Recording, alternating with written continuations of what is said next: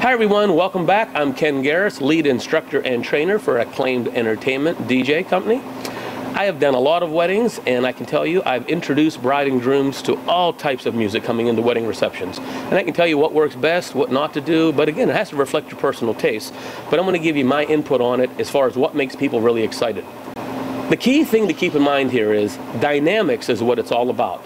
People get excited over the difference. People appreciate live music when they heard it low. People, just like a boyfriend or a girlfriend, you really appreciate her because I went through her. It's the same thing.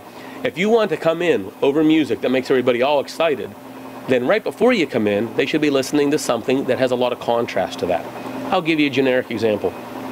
Let's say the bride and groom want to come into, something like Black Eyed Peas. Let's get it started. Let's get it started. First of all, here's what I personally recommend you don't do, and it's what a lot of amateur disc jockeys do.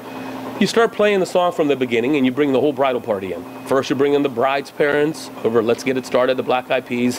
Then you bring in the groom's parents, then the bridesmaid and groomsmen. And you're playing the whole song, and the disc jockey is talking, introducing everyone over this song with words in the background. So the song can't be playing at a loud volume to begin with because there's words in the song. It's not an instrumental version. And you don't want an instrumental version. You want them to hear Let's Get It Started. You want to have something exciting. So here's what we do. First of all, to keep it elegant, we start with the parents. Parents really shouldn't be coming into that. In most cases, I've seen everything. But in a typical wedding reception, when you bring the parents in, use something elegant. So in other words, let's just say, for example, we're bringing them over some real nice, upbeat, classical instrumental music just for the parents while they're coming in. And then after the parents are done, you could even bring into that real nice, elegant music that's upbeat, though, like with trumpets or something, for the whole bridal party coming in. And no one's going to think anything's wrong. They're thinking, oh, it's real formal. But then when it comes time for the bride and groom to come in, the music appropriately ends. We edit all this, so it's edited, so it sounds good. It's like it's recorded in the studio. Actually, it is with us. So then, in the case of the Black Eyed Peas, Let's Get It Started, we say, and now would everyone please stand and give a nice warm welcome to the new bride and groom, Mr. and Mrs. Angie and Joe Smith, whatever it may be.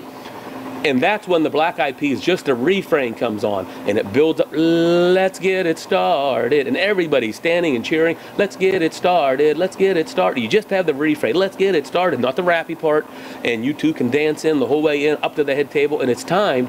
As soon as you get to the head table, it ends like da-da-da-da-da-da, boom, with a nice reverb at the end, echoing out. Real nice and professional, you're not cutting it out.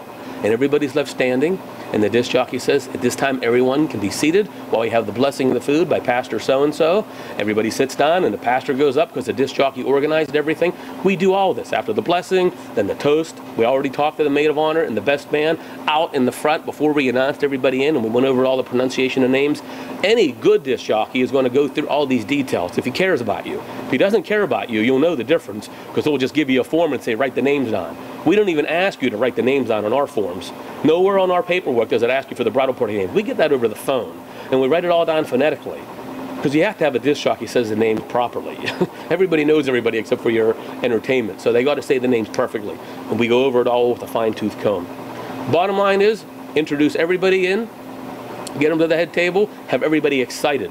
If you don't have a separate song for the bride and groom, you don't need to, then I would recommend that you keep it more and not so excited, because if you just started with the Black Eyed Peas, by the time you two get there, no one's going to be jumping up, cheering. They're going to be more critical looking at you, like looking how you're dancing and stuff. They're not going to be quite as excited.